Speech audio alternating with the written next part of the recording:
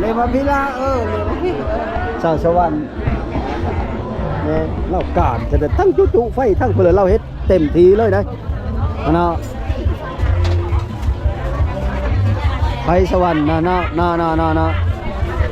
เนาะตรงไหนถ่ายเก็บนั่นเราว่าซื้อรู้เจ้านะฮะแม่พี่ละวะแม่มันอ่ะน้ำหนักกินรถน้ำหนักหมูลูกอะควงสร้างคือควงสร้างอนุสิทธิ์ว้าวสองทางติดต่อมนต์ซ้อเสียงผู้ไทยขอสวัสดีและก็สบายดีพ่อแม่พี่น้องสู้ครูสู่คนวันนี้คอยว่ามนต์กะได้มาดองอีกคือเก้าทุกคนอันนี้ก็คือเฮิรนเจ้าบ่าวนะเฮิรนเจ้าบ่าวที่เฮางั้นดองเมื่อคืนนี้นะแล้วก็วันนี้เฮากับมาเบิ่งอันบรรยากาศนำกันเลยพี่น้องอันนี้ก็คือเฮิรนเจ้าบ่าวหรือว่าเฮิรนเจ้าภาพฝ่ายชายพี่น้องเฮิรนภูมินี่แหละเจ้าบ่าวกับมาออดอันนี้ก็คือกกโพใหญ่แต่เก้านะแต่ว่าตอนนี้นะเพิ่นบักแล้วพี่น้องเพิ่นบักแล้วผู้บางคนก็อยู่เชื่อกกโพใหญ่นะเฮ้ยสังเกตเบิ่งอยู่มองนี้แหละแต่ว่าบักแล้วยังเหลือแต่ตอนะกกโพใหญ่บ้านกุดหินนะกกโพใหญ่อยู่กลางบ้านนะอันนี้แหละต่อหน้าเฮิรนของเจ้าบ่าวนี่แหละหลังจากมาซอยห่อเข้าแล้วกาเจ้าภาพเพิ่นกาเลยย่อเข้าย่ออาหารเสาปั้นเสาพี่น้องซุ่มพี่น้องที่มาซอยอันไปสู้กับเพิ่นกับปั้นข้าวเสาหลังจากเฮามาซอยเฮิรนเจ้าบ่าวแล้วกาบ้านนี้เฮากะสิไปซอยพี่น้องทั้งเจ้าสาวอีกพี่น้องว่านัดกันกับโมโหดเพิ่นมาบ่หรือบ่มาเนาะค่อยนัดกันกับบ่าวผู้ไทยฟังลาวว่าสิมาท่ายอยู่พี่จักสิครบเพิ่นหรือบ่แต่เฮิรนเจ้าบ่าวบ้านนี้ค่อยกับมาฮอดเฮิรนเจ้าสาวแล้วพี่น้องก็ไปเบิ่งน้ำกันบรรยากาศ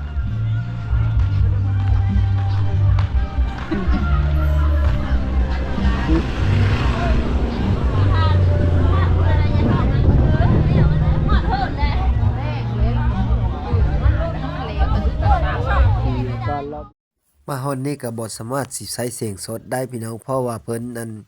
เปิดตู้เสียงมันรบกวนหลายนะพี่น้องเขาก็เลยเสื้อเสียงสดบ่ได้เนาะคอยกับผ้าเลาะเบิ่งในงานบรรยากาศสดๆในงานพี่น้องเบิ่งนำกันมื้อกลางคืนให้ก็มีการครบงั้นดองฟ้อนระวงโมนหาโมนพี่น้องเนื่องจากเพิ่นเอาคณะคีย์บอร์ดหรือว่าวงดนตรีมาแต่สวรรค์พุ่นแหละแต่ว่าแจ้งมาแล้วเพิ่นเม้อนะเพราะว่าข้าเวอยู่สวรรค์พุ่นแหละพวกพี่น้องเพิ่นก็มาบ้านนี้ก็เฮาไปเบิ่งบรรยากาศทางเนื้อนำกันเลย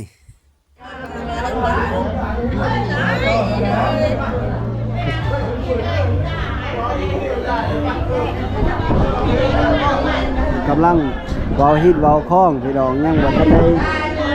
ได้เวลาแห่เคยยังบ่ทันได้เวลาช่องตัวเจ้าบ่าว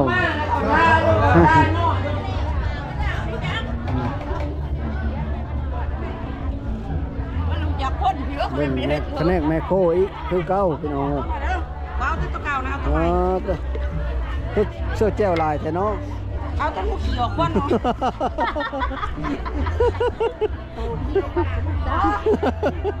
คนโดดได้น่านี่นะคันล้นจะตะวันนี่อย่ามันเหมือนเดนได้หัวดีขอเอาจนหุ่นที่ออกมาเลยจะได้ง่ายน้องเพอนี่นะเพอสวรรค์นี่นะเนาะ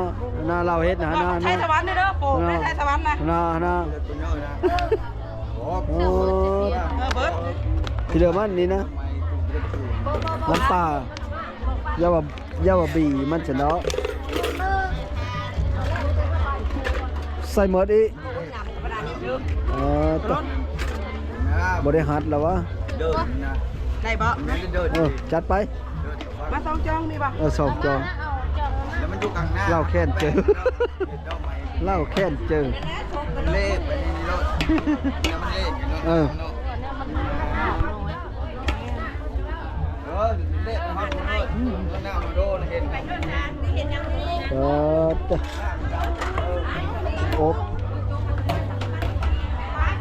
หม้ออบหม้อโคหม้อกระปุนหม้อพี่เลยเขาเมิดพี่เลยนี่เครื่องในซอยไทยบ้านไม้กับมา กินหมดแล้ว ไทยบ้านไม้นะมาคืนนี้บ่หรือมาเช้านี้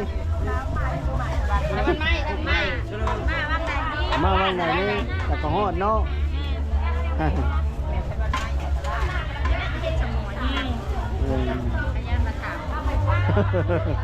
มีแต่มันไม่หมดละ แม่นเลย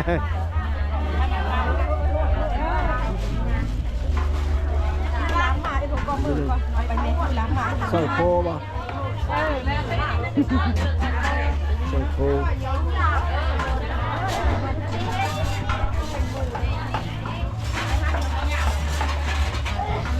โค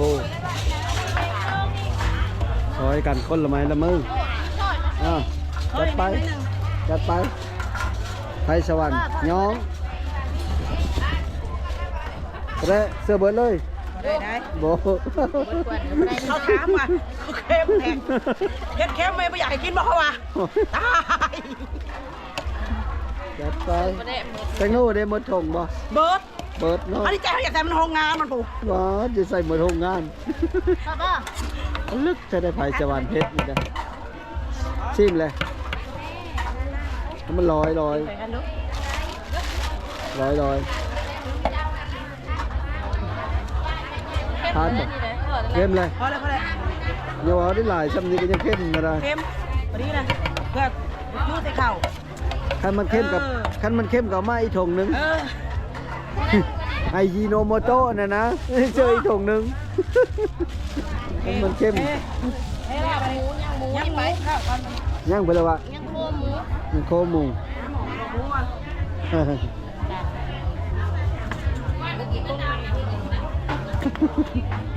ชุกตะกะซ่านเดียวนี่ เอ้าลืมเซอร์นี่ล่ะ เชื่อน้ พร้อมไก่เซอร์ละเล่าการจะได้ทั้งจุไฟทั้งเพื่อเล่าเฮ็ดเต็มทีเลยนะอันน่ะไฟสวรรค์น่ะน่ะได้เลย น่ะ เฮ้ยมาตรงไหนถ่ายเก็บ นั่นแล้วว่าซื้อรู้เจ้านะ ฮะ แม่เปล่าวะ แม่มันอ่ะน้ำหนาทีมรถ น้ำหนาที่ หมูลูกกะกวางสร้างเสือ กวางสร้างอนุสิต ว้าวแม่กวางนั่นแม่อีกวางเนาะ พ่อไม่ฟัง แม่กวาง เขาฟังก่อนนะ โยอู้เรากามดีได้เราเฮ็ดดีได้ เราใหม่แล้ว น่ะเฮ็ดบัด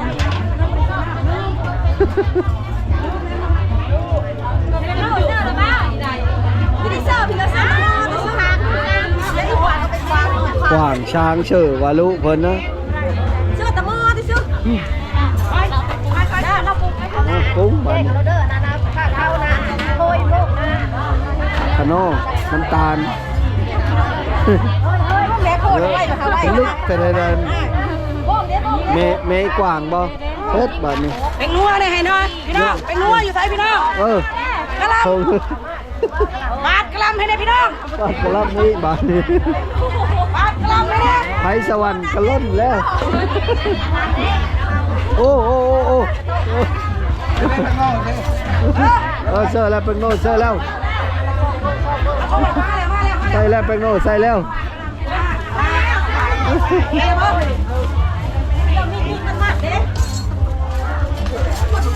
มาไว้เหรอ ฮะ มาไว้ พอจะใส่แล้วได้เป็นโนใส่แล้วได้ เป็นกะลำกะลำกะลำเลย แล้วมาเซอร์เล่าด้วยน้องเจ้าสาวนี่ก็ได้ จอบนึงมาเลยจอบนึงมาเลย นั่งนิดน้องเจ้าสาว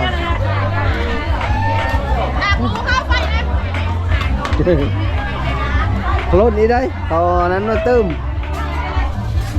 ต เขาเอาเถิงในมาตื้มเจ้า กันได้ วู้ เล็กมาเล็ก เล็ง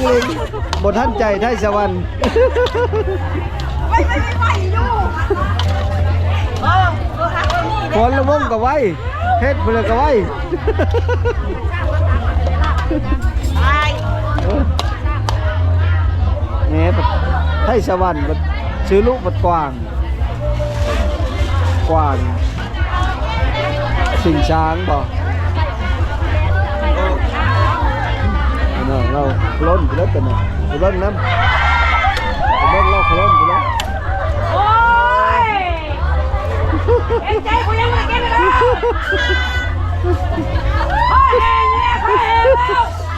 ก็แห้งเลย บรรยากาศจะเยอะน้ำเขาแล้วนะ แข็งเลยเขียนเจ้าสาวชื่อเลยแล้วลูกเจ้าสาวนี่ยับเขาเครื่องแม่เนี่ย จะสาวมายิ้มเลย อันนาเจ้าสาวเป็นตะแพงกันนั้นเอาผุดผู้เฮ้ยเอาจะท่ายเอาตัวนี้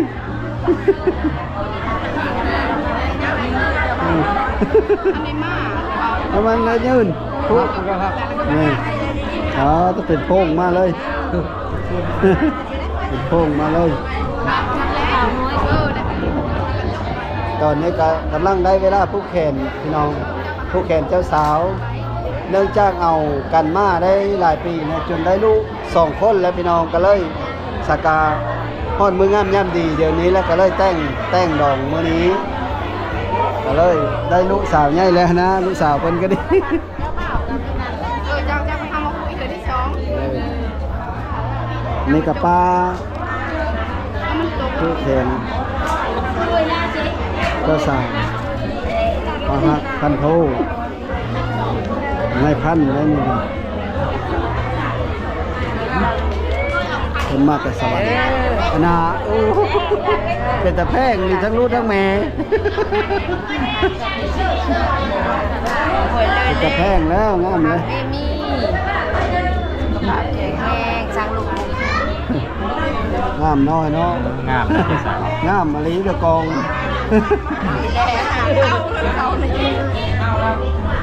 ฟ้ามากวะ ฮะเนี่ยแต่มันบอกเขา เปิดสวรรค์เน็ตเลย พอแต่ห้าคนเดียวนี่แหละ เป็นโพง เป็นอะไรค่ะแม่ครับไปรับ เยอะที่สาวลูก เราลูกเซลได้ ยาวไปรับผมซ้ำ โอ้เราก็ลูกเซลนะกูละ ไปกัน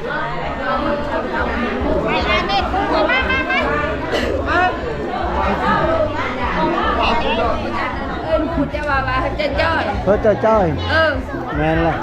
จ้อยอยู่แล้ว ป้าจะตื่นเก้านั่นแหละ กองงาม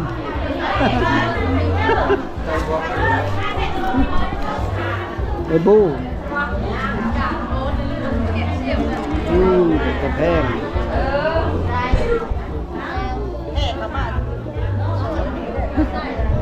เลยมาพี่ละเลยมาพี่เลยงามเลยบ้านนี้งามแล้ว ป้าจะขี้ลายแล้วแค่จะโตอ้อม นี่ก็คือเครื่องสมาพี่น้องใช่ไหมขึ้นดินไปแล้วแมนสาวสวรรค์แมนเอามาพี่ละนี่ก็แมนได้ ลูกเจ้าสาว ลูกเจ้าสาวอันนี้ก็แมนลูกเจ้าสาว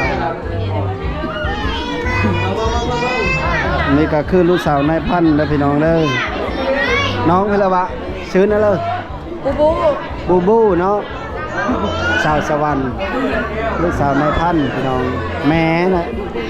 เราเป็นพันธุ์เท่าเลยวะพันธุ์เท่าเลยล่ะพันโทแม่เราพันโทคำฮักผู้หญิงแต่ว่าเราเป็นทหารได้สันนายพันโทพี่น้องเอ้า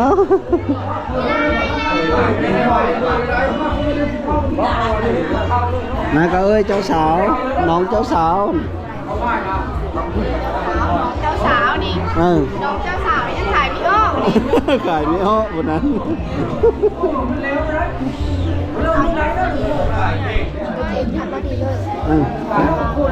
แมนเล่นกันซ้ำไหมน้องเล่นกันงามน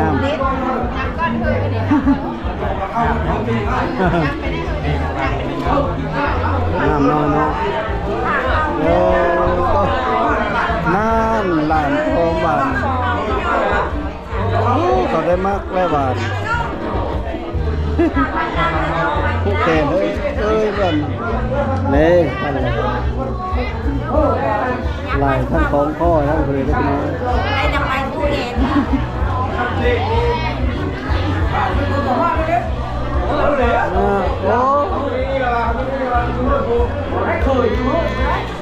คุ้มเป็นคุ้มเลยเนาะพูดตั้งแขนลูกแขนเลย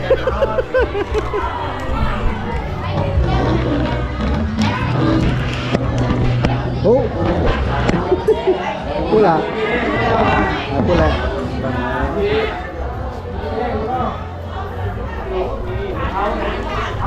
พูดเลยไปพูดเลยก็หลังจ้างเฮ้าถ้าพี่น้องเบิ่งเงินผู้แขนแล้วเฮ้าก็ออกไปเบิ่งบรรยากาศอยู่เนาะน้ำ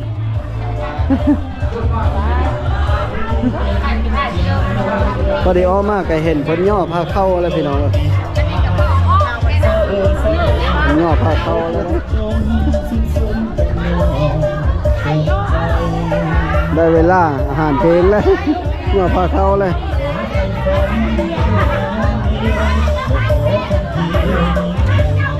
เฮ็ดแม่โคเผลอนั่งย่ออาหารแต่กินข้าวแล้วแต่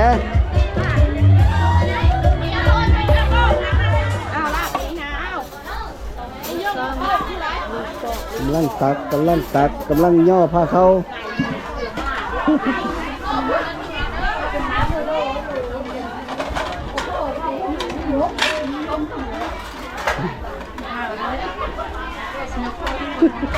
เป็นปิ้งเนาะโอ้ปิ้งหมูย่อผ้าเขาก็ย่อคุกอยู่ย่อผ้าเขาเลยนี่กันโอ้หม้ออบ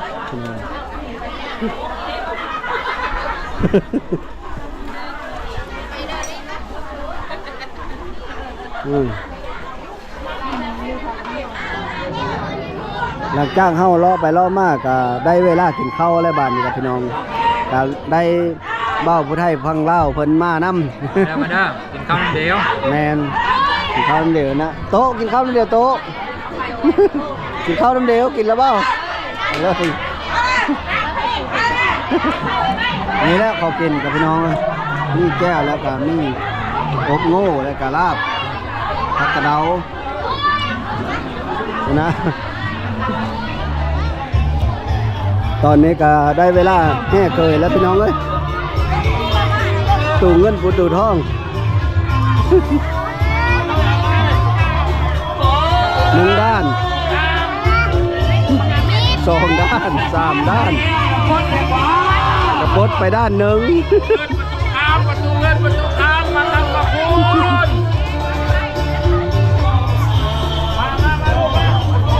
ประตูเงินประตูคำนี่กดไปด้านสองด้านสามเรียบร้อยเนาะไปสร้างเดี่ยวกับก้อยไปมาก่อนสร้างเดี่ยวกับก้อยข้างในดีค่ะ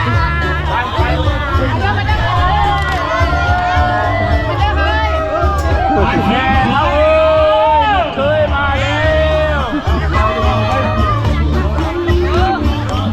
โอ้ขบวนเจ้าบ่าวกระลายคนเลย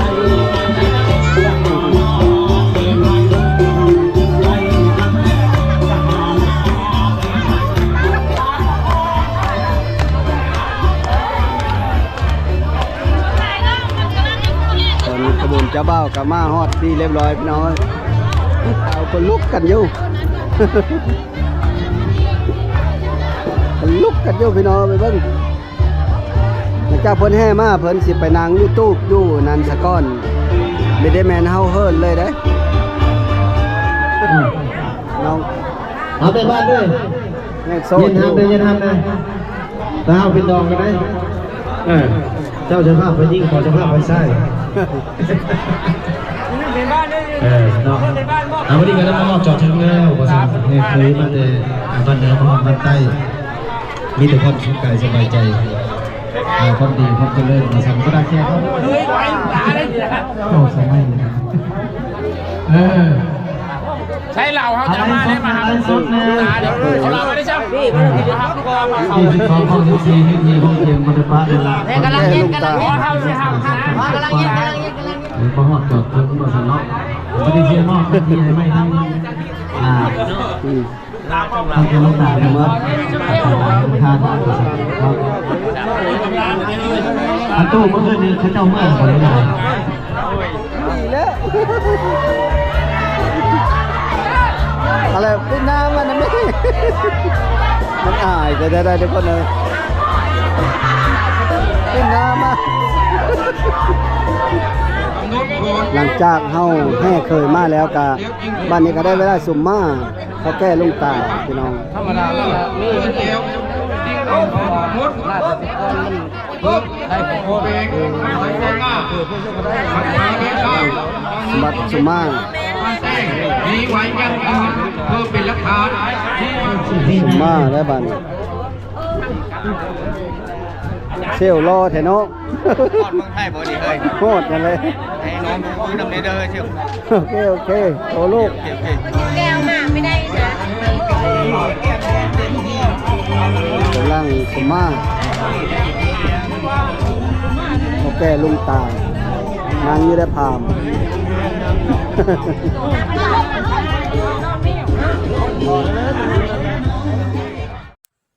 ตอนนี้ก็กำลังสุมาสนะ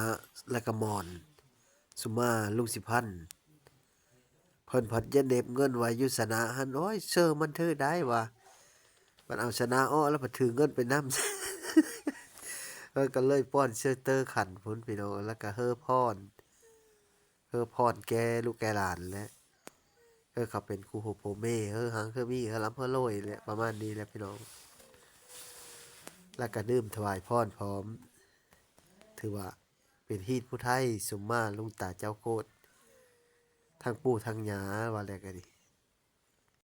ตามฮีดของพ่อแม่ปู่ย่าตานายเพิ่นพาเฮ็ดมา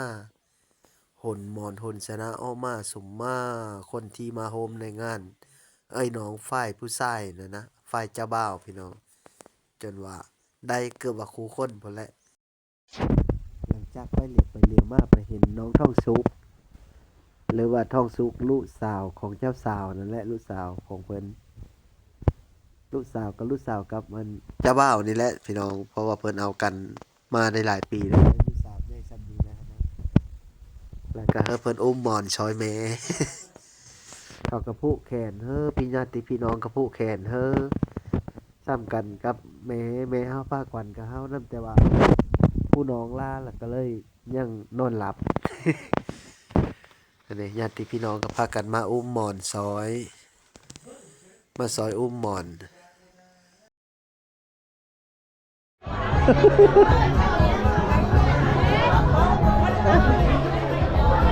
มาแต่บ้านเลอวะมาแต่บ้านเลอฮะพ่นซิมคือมาไก่แต่สนองบ้านพ่นซิมพุ่นได้จุ่มค่อยไปแต่งดอกว่านไปซื้อนี่ก็มีเห็นจ้ะแต่ดอกเงินสาวสั้นนะเด้มาโผล่ในบ้านนี่มาเย็บเฮิร์นแหละ เจ้าปัจจุบันพ่นซิมฟ้าบ้านท่านี่หั่งไปไหนจะค้นมานี่ฮะบ้านนี่กว้างหรือเนาะ800หลังคาเฮิร์นก็ได้ก็ขึ้นว่าจุ่มเจ้าจุ่มมันนี้ได้แบบถามไปบอกว่าจะพ่นซิม จะค้นมานะ3 คน3 แม่ลูก3 แม่ลูกพี่น้องเนาะพี่น้องเดียวกับเจ้าสาวนี่พี่น้องเดียวกับจุ้งพลอยนี่แหละให้เขาเป็นหนอกประบนฮะให้เขาเป็นหนอกประบนใจเลยจ้ะ ใจเลยมาโชคดีเด้อคนเลยบอก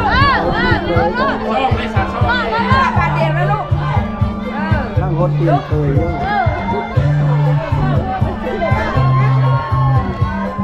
พันโทสมรักลูกสาวพันโท ใช่ครับ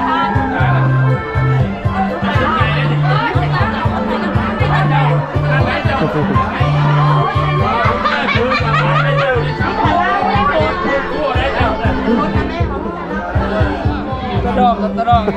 เอาได้บ้านหนึ่ง นานพอดีเลย ตอนนี้เจ้าบ้านเจ้าของนั้นพัก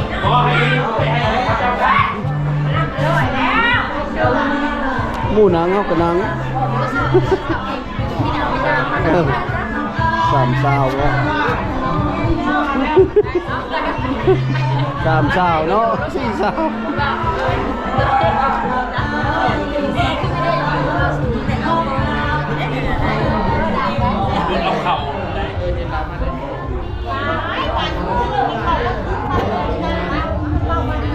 จาก อย่าเบาปืนก็ให้ปืน จากอัน แล้วพิงกันดีๆกัน บ่าวสาวเฮาพาควันแล้วกาผู้เห็นอิตาพาม วันงามแล้วมี ผู้เห็นตาพามหมอสูตรขวัญว่าอะไรกัน จุดสถานที่เจ้าของภาพเลยนี่เราของภาพเป็น ลูกสาวเจ้าสาวชื่อว่าคนหนึ่งเลยลาบสองคนเด้ ถ้ามันก็ลดแล้ว มาเฮ้ย ใช่ให้ลูกให้หลานเขาบูชาบูผมมีอะไรให้คนเดียวเดียวทำของน้องแกนทำการทุกวันดีสบาย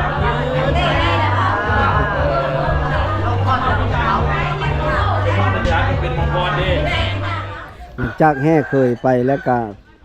ค่อยกลับขึ้นมาทั้งเพื่อนเจ้าบ่าวอีบานนี่มาเบิ้งซุ่มมันแม่โคหลานโคย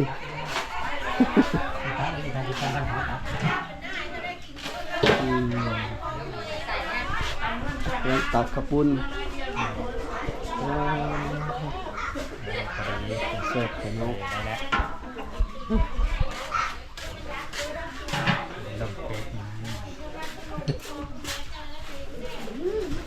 จะเมื่อละ